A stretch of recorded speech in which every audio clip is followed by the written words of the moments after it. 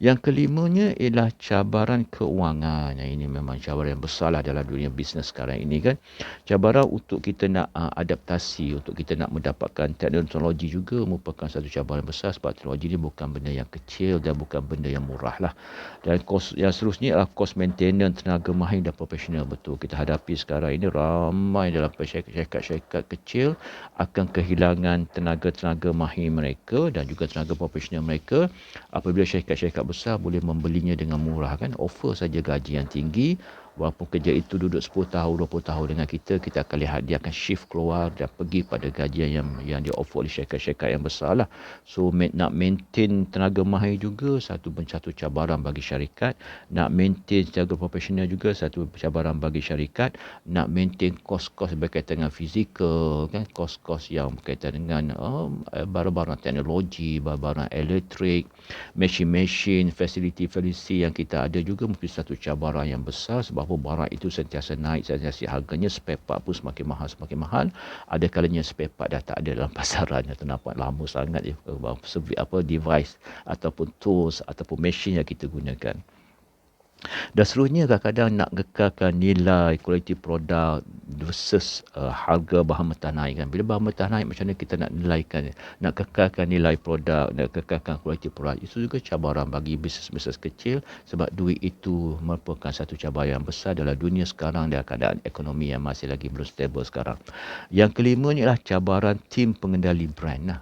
Bagi tim yang nak mengendalikan brand ini juga satu benda yang mencabar.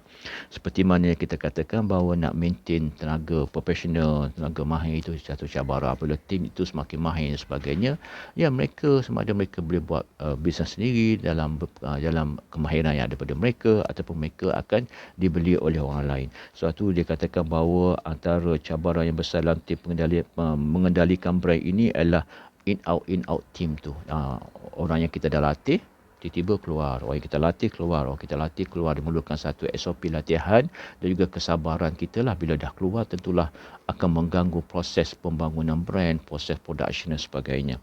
Dan juga team versus teknologi, ini juga satu cabaran. Kalau kita ada duit yang banyak, kita boleh tukar manusia itu pada teknologi, tapi kadang-kadang cabaran juga adalah bagaimana manusia itu membentuk manusia yang boleh mengendalikan teknologi.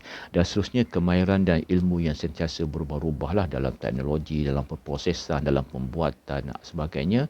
Ilmu kemahiran yang sentiasa berubah-ubah, proses sentiasa berubah-ubah, metodologi sentiasa berubah dan juga dia boleh memberi gangguan pada cabaran kita untuk mengembangkan brand. InsyaAllah kita jumpa lagi dalam bab ataupun dalam perkara yang lain pula. Apakah strategi analisis lah, permasalahan lagi yang boleh kita jumpa, yang boleh kita masuk, banyak lagi yang kita boleh sentuh. Contohnya kita bersentuh lagi tentang persaingan kan, persaingan yang kompetitif dan sebagainya. InsyaAllah kita akan berbicara terus.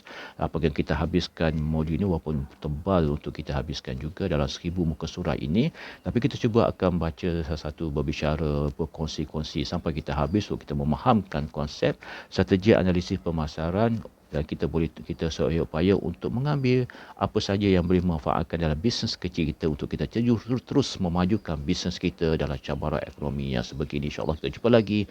Best. Anda sentiasa terbaik. Assalamualaikum warahmatullahi taala wabarakatuh.